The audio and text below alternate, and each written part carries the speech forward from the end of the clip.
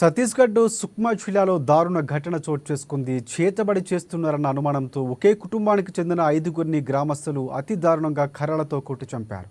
మృతుల్లో 3 మహిళలు ఉన్నారు.